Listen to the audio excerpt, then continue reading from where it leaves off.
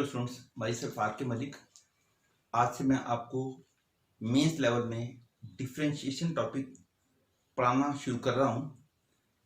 मेरे सारे लेक्चर्स में आप देखोगे कि शॉर्टकट वेज बहुत ज़्यादा मिलेंगे और क्लैरिटी ऑफ कॉन्सेप्ट भी बहुत ज़्यादा होगा।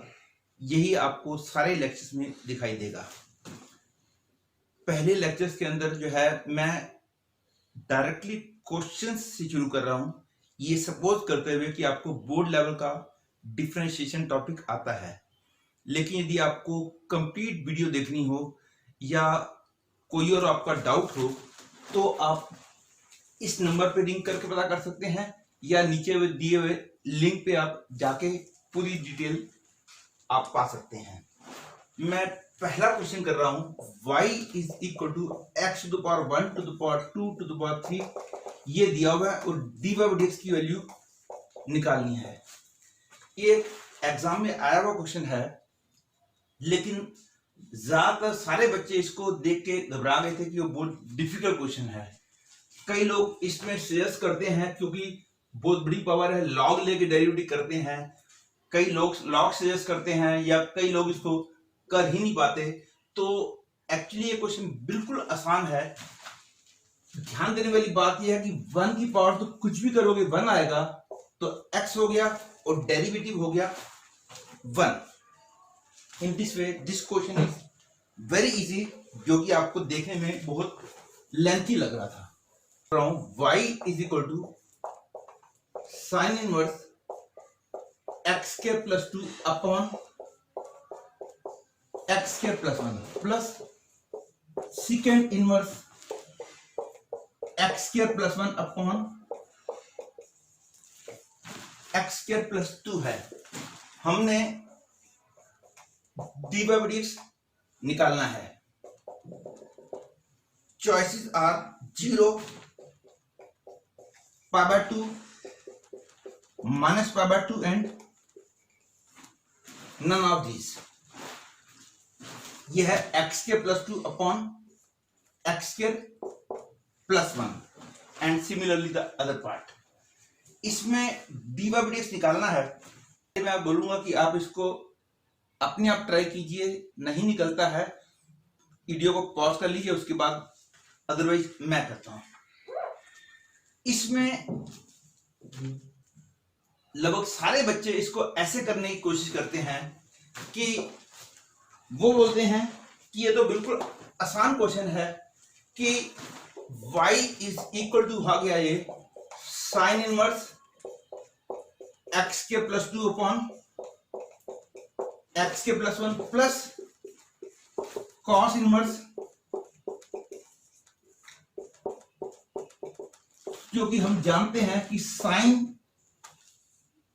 Cos inverse x equal to sec inverse 1/x होता है। In other words sec inverse x equal to cos inverse 1/x, दोनों का मतलब एक ही है। तो इस फॉर्मूले को यूज करते हुए आई हैव गॉट दिस। और हम ये फॉर्मूला भी जानते हैं कि sine inverse x plus cos inverse x हमेशा पाई बाय 2 होता है। तो इस बात को यूज करते हुए सारे बच्चे ऐसे करते हैं कि sine inverse of this plus cos inverse of same thing. इसका मतलब ये हो गया कि y की वैल्यू हो गई पाई बाय 2। y की वैल्यू पाई बाय 2 हो गई, तो वो बोलते हैं कि y is equal to pi by 2 आने का मतलब dy by dx equal to 0, जो कि बिल्कुल गलत है। क्योंकि sine inverse x plus cos inverse x pi by 2 होता तो है, लेकिन केवल तब यदि x की वैल्यू -1 और 1 के बीच में होती है। यहां पे न्यूमरेटर डिनोमिनेटर से बड़ा है, इसलिए ये 1 से बड़ा हो गया, और ये 1 से बड़ा हो गया तो sign inverse x plus cos inverse x pi by 2 नहीं होगा, ये अनडिफाइंड होगा। क्योंकि न्यूमरेटर डिनोमिनेटर से बड़ा है, इसलिए ये और ये अनडिफाइंड हो गए। Therefore अनडिफाइंड आने का मतलब ये हो गया कि ये y के लिए डिफाइंड नहीं है। डिफाइंड नहीं है मतलब कि y is equal to undefined, hence I will say dy by dx does not exist. तो करेक्ट आंसर हो गया D part, D by D does not exist. लेकिन ज्यादातर सारे बच्चे इसको y की वैल्यू पाई बाय 2 लाके डी बाई डी की वैल्यू 0 ले आते हैं, जो कि बिल्कुल गलत है। ये क्वेश्चन भी एक एग्जाम में जेई लेवल का एक दूसरा एग्जाम था, उसमें पूछा गया था। नेक्स्ट क्वेश्चन में कहा गया है कि y की वैल्यू है मॉड ऑफ cos x, तो dy by dx at x equal to 2y/3 को कैलकुलेट करना है। अब इसके लिए रिक्वायर्ड कॉन्सेप्ट ये है, इसके लिए ज्यादातर लोग इसको डिफरेंशिएबिलिटी यूज करके आंसर निकालना चाहेंगे, डिफरेंस बिकॉज मॉड आया हुआ है इसलिए। और डिफरेंशिएबिलिटी वाला कॉन्सेप्ट यूज करके डेरिवेटिव करोगे तो बहुत ज्यादा लेंथी हो जाएगा। और यदि हम नॉर्मल से भी करेंगे तो हमको 2 केसेस लेने पड़ेंगे, जो कि वो भी लेंथी है। अब what is the proper way of doing this question, ये ध्यान दो कि डेरिवेटिव करने से पहले मैं 2π/3 पुट कर सकता, मैं डेरिवेटिव करने के बाद ही 2π/3 रख सकता हूं। तो इसलिए इस क्वेश्चन को करने के लिए कॉन्सेप्ट बस इतना ध्यान रख लो कि मॉड x का डेरिवेटिव जो है मॉड x बाय x होता है if x is not equal to 0 और डज नॉट एग्जिस्ट होता है if x is equal 0। x 0 है तो derivative does not exist, x non 0 है तो derivative mod x by x होता है। ये वाला कॉन्सेप्ट आप ध्यान रखो, और यदि ये वाला कॉन्सेप्ट पता हो तो क्वेश्चन बिल्कुल आसान हो जाता है। कई लोग मॉड x बाय x की जगह x बाय मॉड x लिखते हैं, दोनों सेम है क्योंकि x स्क्वायर जो है मॉड x का स्क्वायर है, तो x अपॉन मॉड x जो है वो एक मॉड x को यहां ले आया, एक x को यहां ले आया, तो x बाय मॉड x बोलो या मॉड x बाय x बोलो, बोथ आर वैलिड। अब हमको dy बाय dx निकालना है और x की जगह 2π/3 रखनी है। अब इसके अंदर चेन रूल लगाने के लिए इसको थोड़ी देर के लिए मैं x मान रहा हूं, इसको x मानता हूं, तो dy बाय dx की वैल्यू आ गई mod of cos x upon cos x into the derivative of cos x minus sin x। और अब उसके बाद dy by dx at x equal to 2π/3 की वैल्यू आ गई mod of cos 2π/3 upon cos 2π/3 into minus जो है मैं यहां लिख रहा हूं साइन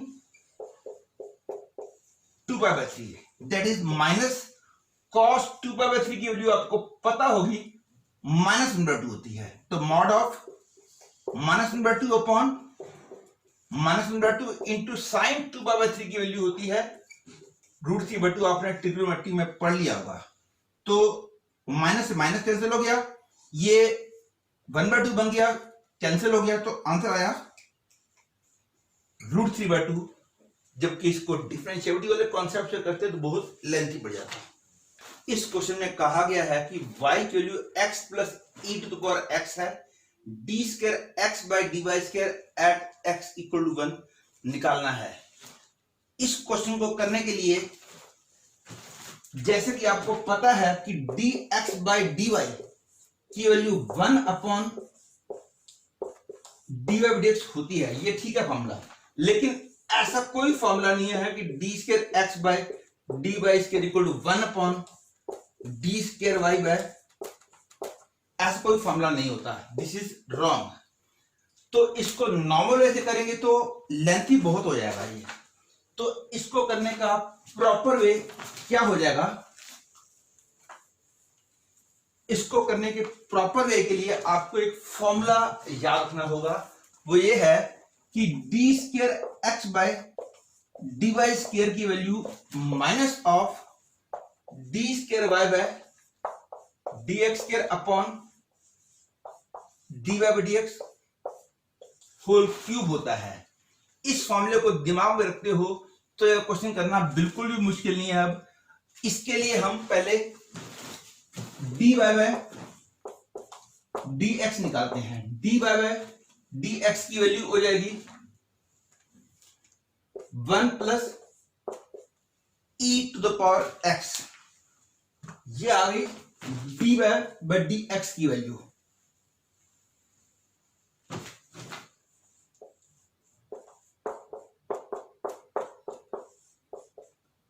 तो d square y by d x square हो गया e to the power x. और इस फॉर्मूले को इसको यूज करते हुए इस फॉर्मूले के अंदर हमको मिलेगा d square x by d y square equal to minus of e to power x upon 1 plus e to the power x whole cube.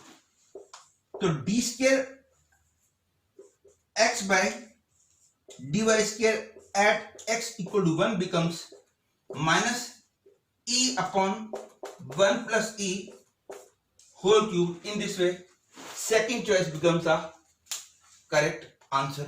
और ज्यादा मुश्किल हो जाएगा यदि हम नॉर्मल वे से करते हैं। तो इसमें क्वेश्चन को कैसे करेंगे ये आपने बताना है। पहले आप सोचने की कोशिश कीजिए, यदि आप नहीं कर पाते हो तो मैं आपको करके दिखाता हूं। इस क्वेश्चन को करना है तो हम इसको 2 into 3 square upon 5 into 7 whole की पावर एक्स लिख सकते हैं। ये हो गया log 18 by 35 to the power x. तो d y by d x की वैल्यू आ गई। हमको पता है कि ए टू पावर एक्स का derivative a to power x log ये होता है, इसका डेरिवेटिव ये होता है।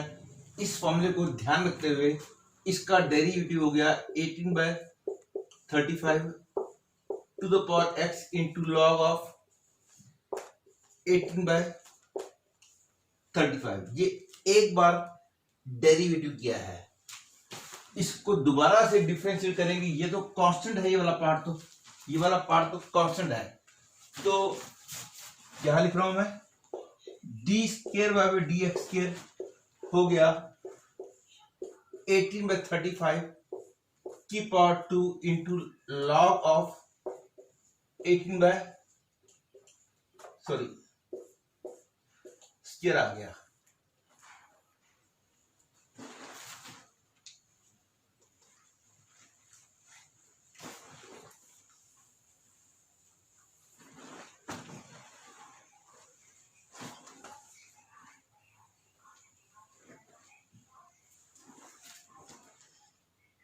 इसको दूसरी बार डिफरेंशिएट किया, d square by d x square, answer आ जाएगा 18 by 35 to the power x into log of 18 by 35 power 2 d cube by d x cube will be 18 by 35 to the power x into log of 18 by 35 whole to the power 3। तो D cube by d x cube में x को 0 put करते हैं तो आगे answer log of 18 by 35 to the power 3, therefore third choice becomes the correct choice. में कहा गया है कि y की वैल्यू ax के प्लस 2bx प्लस c है और x की वैल्यू at से प्लस 2bt प्लस c है, तो third derivative of y with respect to t निकालना है हमने। तो ये चार चॉइसेस दे रखी हैं, इनमें से ये क्लियर है कि आंसर मेरे को t की टर्म्स में चाहिए।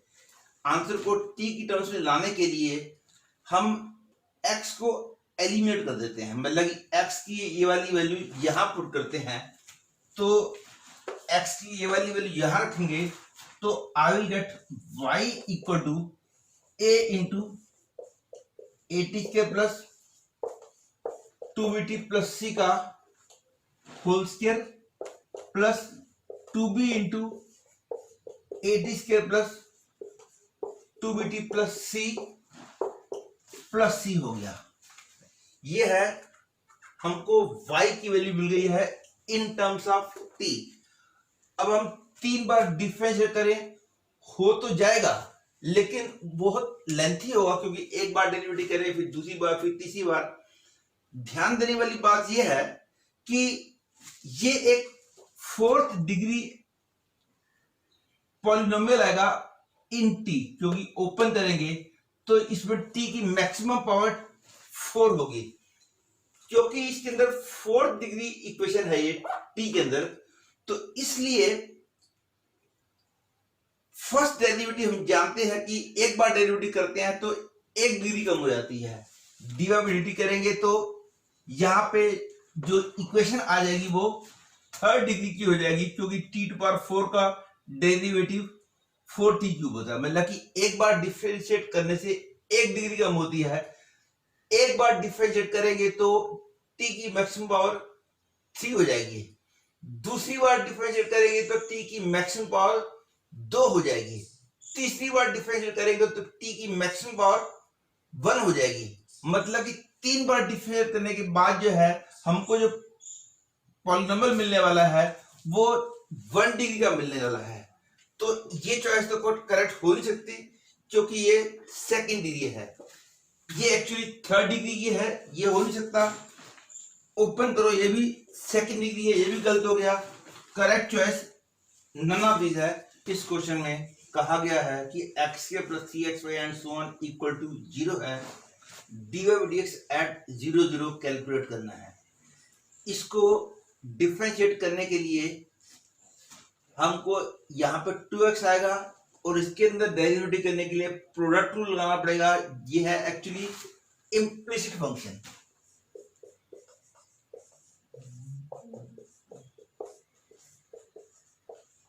जिसमें x और y का मिक्सचर होता है उसको बोलते हैं इम्प्लिसिट फंक्शन, जिसमें y एक तरफ होता है और x वाली टर्म्स एक तरफ होती है, इसको बोलते हैं एक्सप्लिसिट फंक्शन। जैसे y equal to x square plus 7x plus 8, ये भी एक्सप्लिसिट फंक्शन है और ये भी दोनों ही एक्सप्लिसिट फंक्शन है। एक्सप्लिसिट फंक्शन में डिफरेंशिएट करना आपको आता होगा, वो आपने कई बार किया होगा। वैसे तो आपने इम्प्लिसिट फंक्शन का डेरिवेटिव भी बोर्ड लेवल में किया होगा, लेकिन फिर भी मैं आपको बताऊंगा कि इम्प्लिसिट फंक्शन में डिफरेंशिएट करने का शॉर्टकट वे क्या है, क्योंकि इसके अंदर अदरवाइज प्रोडक्ट लगाना पड़ेगा, बहुत लेंथी हो जाता है। तो shortcut way of finding the value of dy dx is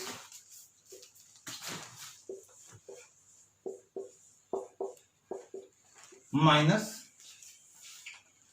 एक बार इसको मैं डिफरेंशिएट करता हूं, न्यूमरेटर के लिए इसको डिफरेंशिएट करो with respect to x taking y as constant, y को कांस्टेंट मानते हुए डिफरेंशिएट करो। क्या आएगा 2x प्लस इसका डेरिवेटिव आ जाएगा 3y, क्योंकि हमने x को विद रिस्पेक्ट टू x कर रहे हैं y को कांस्टेंट मानते हुए, इसका derivative 0 minus cos x plus 2y। Again इसको डिफरेंशिएट करो, इसमें y को विद रिस्पेक्ट टू वाई करो, एक्स को कांस्टेंट मानता है, तो एक्स स्क्वायर का डेरिवेटिव 0 हो गया क्योंकि एक्स को हमने कांस्टेंट मानना है। इसका derivative with respect to y आएगा 3x, इसका derivative with respect to y आएगा 4y minus cos x plus 2y into the derivative of x plus 2y 2। यह है डायरेक्टली dy बाई dx निकालने का शॉर्टकट वे। और इसके बाद हमने dy बाई dx के अंदर x की वैल्यू और y की वैल्यू 0 पुट करनी थी। ये आंसर आ जाएगा cos 0 upon minus 2 cos 0, answer आ गया -1/2। Therefore first choice become the correct choice. ये है बहुत ही छोटा वे है, ये है इम्प्लिसिट फंक्शन में डिफरेंशिएट करने का शॉर्टकट वे।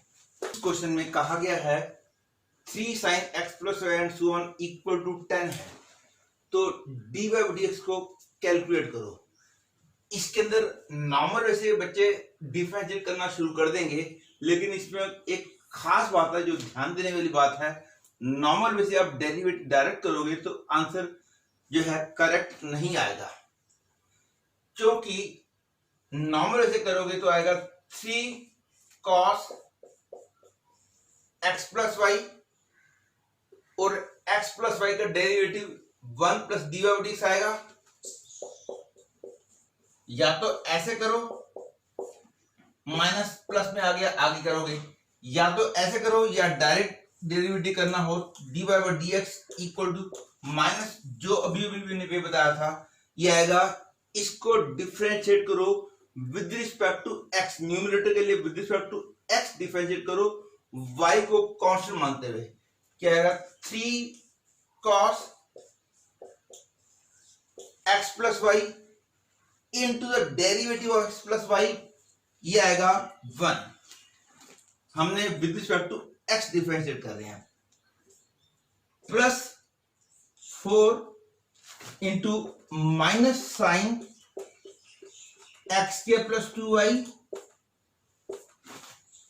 इंटू 2x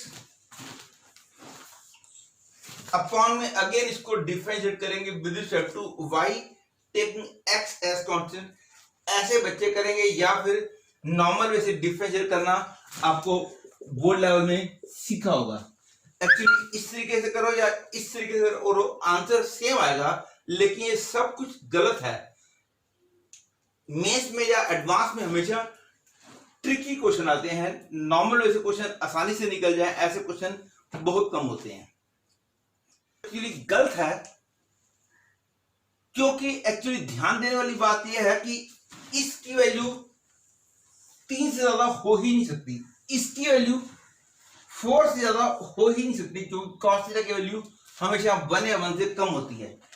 तो इसकी वैल्यू भी ज्यादा से ज्यादा 3, इसकी वैल्यू भी ज्यादा से ज्यादा 4, तो इसकी वैल्यू 10 के बराबर x और y की किसी भी वैल्यू के लिए ये 10 हो ही नहीं सकता। तो इसलिए in this case dy by dx does not exist, क्योंकि ये फंक्शन अनडिफाइंड फंक्शन है। जबकि नॉर्मल ऐसे करोगे तो ये या ये करोगे तो आंसर आपको जो मिलेगा वो गलत होगा।